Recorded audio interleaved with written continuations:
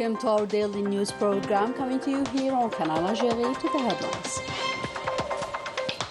A second aid is dispatched to Palestine as part of a humanitarian bridge secured by aircraft belonging to the PNA Air Forces. The European Justice Court examines the EU-Morocco agreement relating to the plunder of the Sahrawi natural resources.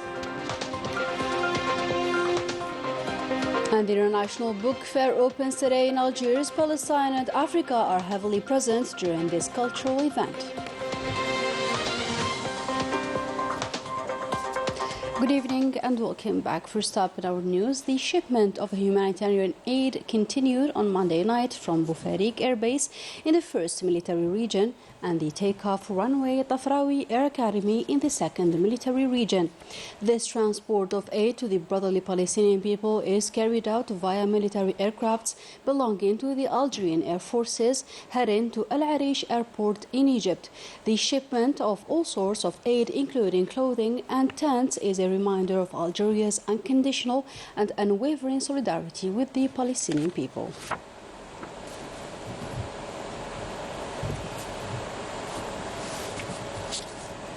And taking the floor during the UN Security Council meeting held on Tuesday in New York, the Foreign Minister Ahmed Attaf pleaded for the Palestinian cause is no longer a top priority in several world summits, neglecting thereby the right for establishing a Palestinian state. He also expounded the ensuing repercussions of this marginalization policy, which yielded more suffering for the Palestinians.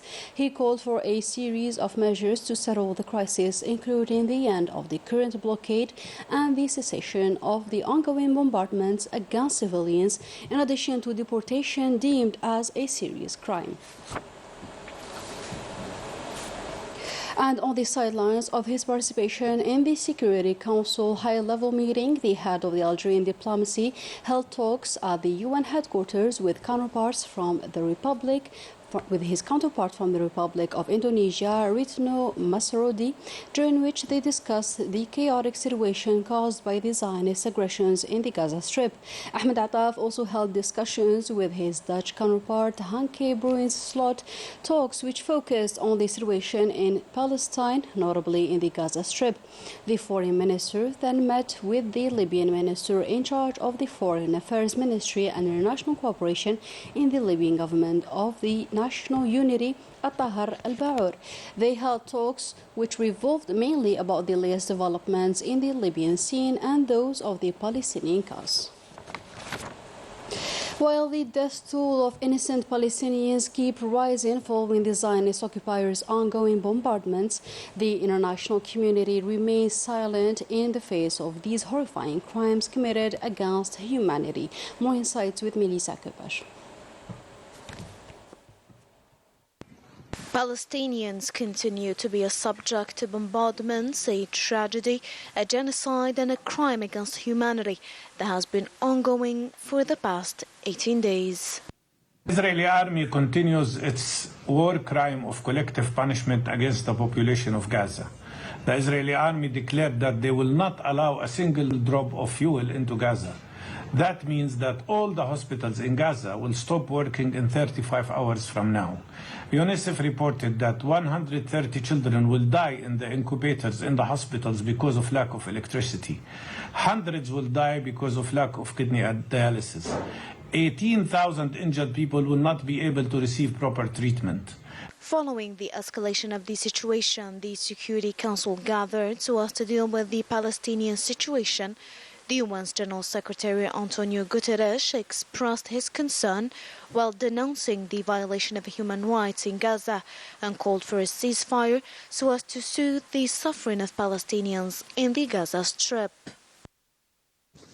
I am deeply concerned about the clear violations of international humanitarian law that we are witnessing in Gaza. Let me be clear, no party to an armed conflict is above international humanitarian law. Excellencies, thankfully some humanitarian relief is finally getting into Gaza, but it is a drop of aid in an ocean of need. In addition, our UN fuel supplies in Gaza will run out in a matter of days. and that would be another disaster. Without fuel, aid cannot be delivered, hospitals will not have power, and drinking water cannot be purified or even pumped. The Palestinian Foreign Affairs Minister Riyad al-Maliki, for his part, condemned the UN's lack of action and its incapability to adopt a position concerning the Zionist aggression against Palestinians, denouncing the terrible crimes perpetrated daily against innocent civilians. We are here today to stop the killing, to stop the massacres being committed against the Palestinian people. The ongoing massacres being deliberately and systematically and savagely perpetrated by Israel, occupying power against the Palestinian civilian population under its illegal occupation must be stopped. The Security Council has a duty to stop them. The international community is obliged under international law to stop them. It is our collective human duty to stop them. Now, continued failure at this council is inexcusable. Palestinian martyrs have now reached 6,000, mostly children and women, another telling evidence of the Zionist barbarism and inhumanity. And hearings began on Monday at the European Court of Justice in the case put in the Polisario Front against Morocco and the European Union. The aim is to definitely confirm the independence of the Sahrawi territories with regard to the fisheries agreement between the EU and Morocco, which paves the way for the plundering of the natural resources of Western Sahara. Ines Glou has a full story. In September 2021, the Court of the European Union ruled in favor of the Polisario Front, which argued that the fisheries and agriculture agreement between European Union and Morocco had been concluded in total breach of international law and in violation of the 2016 decision of the European Court of Justice. The European Union Council lodged on December 16, 2021. The hearings of the European Court of Justice began this Tuesday in Brussels to rule on this issue.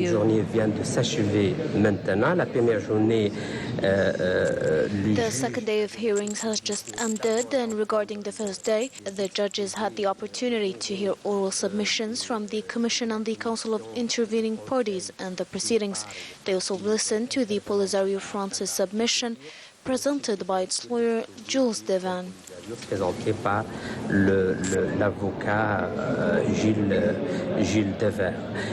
The plundering of the Sahrawi natural resources had been repeatedly condemned, in particular by the French Confederation of Farmers, which referred the matter to the French Council of State. This union had called for compulsory labeling of products from occupied territory as being of Moroccan origin. L'après-midi, c'était le tour du cadre de la Confédération paysanne. In the afternoon, it was the turn of the Confederation of Farmers, which has presented a complaint in France against the importation of agricultural products from Western Sahara with Moroccan labeling, which would be a massive fraud against European consumer law and also a violation to the decisions of the Court of Justice. And just as the Polisario Front is waiting, the Sahrawi people are waiting for a new ruling that reinforces the correct European caution in this direction. A caution that was consolidated after the various decisions taken in 2016, the last of which was in September 2021.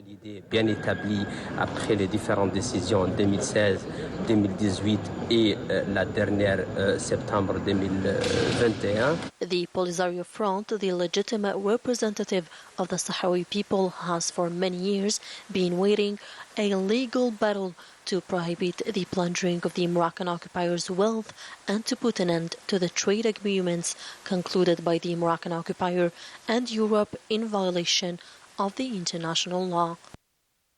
In a different context, the Algiers International Book Fair, the biggest cultural event in the country, is back with a staggering participation that exceeds 1,280 exhibitors from 61 countries, promising a variety of choices to book lovers. This edition attaches a paramount interest to both Africa and Palestine. Report by Majda Jahmoun, taken up by Leticia Sasqawi. The biggest cultural and literature event in Algeria kicks off today. All the preparations are over. For its 26th edition, the International Book Fair will celebrate Africa as the guest of honor with the participation of 18 African countries and over 1,280 publishing houses from 61 countries, which means a wider range of choices for book enthusiasts. Opening to the public begins on October 25th until the 4th of November from 10 a.m. till 10 p.m. It is an exceptional edition with record participation. Over 1,280 publishing houses are taking part, representing 61 countries from the four corners of the globe. This time, the lion's share was devoted to Palestine on an area of 200 square meters named Gaza. This edition also stands out thanks to the digital space on 460 square meters through which the latest technologies are presented. The exhibitors finished off the latest preparations, putting their works on display to attract the record numbers expected at the fair. This is not the first time that our publishing house takes part in the International Books Fair in Algiers. We have been participating since 2014. We currently publish more than 80 books. This book fair is a golden opportunity to showcase our novelties to the public. It is the most important book fair in the Arab world because it attracts a great number of visitors and publishing houses from around the world. It is our pleasure to see the Algerian reader granting importance to Iraqi books. There are more than 7 Tunisian publishing houses present in this fair. Algerian culture resembles our own to a great extent, which is why the Algerian reader is interested in Tunisian books. We have all genres, history, literature, and even children's books. They are available in different languages to meet all tastes. This fair is a one-of-a-kind event to display our books since it attracts more than 1 million visitors. Algiers International Book Fair, the highly anticipated event by book lovers, will officially open its doors on October 25th until November 4th, where a wide range of choices will be available to meet all needs. Moving on to economy, the latest report released by the International Monetary Fund expects a significant progress in Algeria's economy, making it the richest one in the continent by 2028, according to the same source. More details with Laetitia Sadqawi. According to the International Monetary Fund's latest report, Algeria will be the richest North African country by 2028. The international renowned financial institution stated that our country's GDP will exceed 195 to 224, then 239, then $263 billion, respectively, between 2022, 2023, 2024, and 2028. The IMF is optimistic regarding economic prospects of Algeria and is expecting an economic growth of 3.8% in 2023, which is a rise to the 3.2% rate recorded in 2022, despite the international slowdown. This institution estimates that the inflation rate will attain 9.0% in 2023, which is a decline by 0.3% to 2022. In 2024, the index is expected to decline to reach 6.8%. According to the same institution, this performance, driven by the rebound in oil prices, is a result of the latest reforms in the country, encouraged by the promulgation of the investment law, as well as the political will, and the efforts of the state to strengthen the governance and reduce the risks of corruption. According to the data released by the IMF, the Algerian economy has significantly improved in 2023. The multiplication of sources of non-hydrocarbon revenues and the prospect to attain $13 billion by the end of 2023 boosted the pace of reforms. These performances make Algeria the 7th country in the highest rates outside of hydrocarbons among the 9 highest Arab petroleum economies to reach a growth rate of 3.4% according to the estimations of the IMF. It adds that Algeria and Saudi Arabia are at the top of the list of Arab countries in terms of exchange reserves, enough to cover the need of importing goods in 2024. Algeria's foreign exchange reserves jumped from $65 to $85 billion by the end of September 2023. Both trade and transport ministers organized a workshop here in Algiers related to export operations. Logistics, as well as the economic operators' concerns, were at the heart of this economic event. Further details with Melissa Kovash. Economic operators, national project owners, experts in the export field were all gathered in this workshop with an aim to express their concerns to public authorities and find solutions in the near future. We've listened to economic operators' demands within a transparent framework. We've also came up with great solutions to the transport sector. وكذلك الشيء الأهم كذلك الاستجابة اللي جات من القطاع نتاع فإن الرغبة الجديدة في زيادة. The will to further develop exports outside hydrocarbons requires the development of two important fields, namely transport and logistics. وهما النقل والخدمات اللوجستيكية. Several solutions were suggested during this economic event, including the encouragement of trade while facilitating export operations of products made in Algeria. وبالفعل يمكن عندنا لقاء جد هام. It is a very important meeting that requires the setting up of a number of measures, especially in the transport sector. As for facilitations, the authorities must accompany and facilitate export operations. This activity represents a significant contribution in foreign currency for Algeria. By the end of the current year, Algeria aspires to reach $13 billion worth of exports outside hydrocarbons, nearly double the figures recorded in 2022. In other news, the Minister of Transport, Youssef Sharfa, chaired at the port of Jinjan in Jijil province the commissioning of an automatic clinker machine with a capacity of more than 18,000 tons per day. This machine represents a turning point in developing the national logistics dedicated to the export of cement as well as in meeting the exporters' demands. Ines Kilu will tell us more. Considered as one of the most important port structures in the Mediterranean, the port of Jijil is a key infrastructure in the economic development of Algeria. It has moreover achieved record levels of trade. Exports increased from 3 million tons in 2017 to 9,300,000 tons last year and 10 million this year. We aim to reach 12 million tons next year. 50% of export operations involve non-hydrocarbon products, particularly construction materials. This type of export is constantly increasing. With the aim of providing logistical services for the export of cement, this automatic shipment machine was put into service to speed up the shipment operation while waiting for it to be generalized at all ports. لاحظتم فيه التجهيز هو جد هام اليوم تم التدشين تاعو راح نعموه محسوب. Today we put into service an automatic loading machine which will be generalized in all ports in Algeria. It is an efficient technology. Among the decisions taken today is the completion of the container work. ناخذوها هو إتمام الأشغال تاع الرصيف تاع الحاويات. In order to facilitate the transport of raw materials to and from the port of Jinjan, this double-track railway was inaugurated over a distance of 50 kilometers. This project will allow us to easily transport the raw materials received from the port of Jinjan to the Balara complex. Our objective is to reach a capacity of 12,000 tons per day. Other objects are in the offing, notably the construction of a cable car station, as well as the opening of air links to the southern provinces. And during his participation in the activities of the Mediterranean Energy Conference in Italy, the Energy Minister Mohamed Aqab presented the main axes of energy policy in Algeria, which are based on security and energy transition, highlighting Algeria's role as a reliable supplier of natural gas to the Mediterranean region, especially Italy.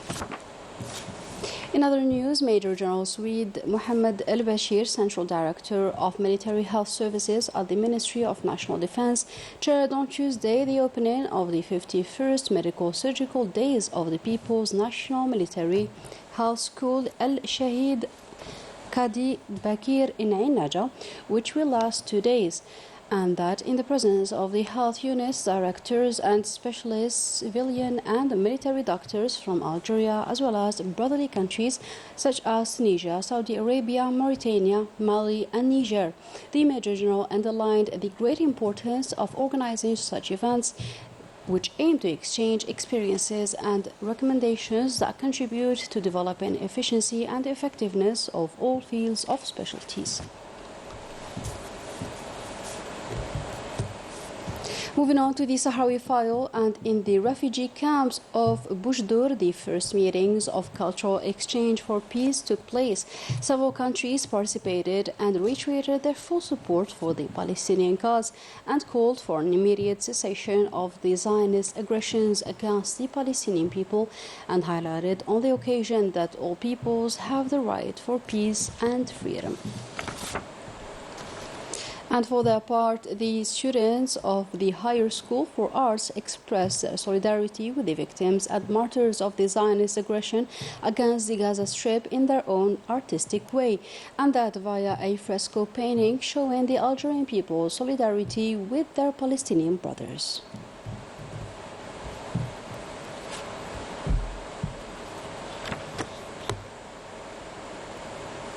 And with that, we come to the end for today's program. Thank you for joining us, and goodbye.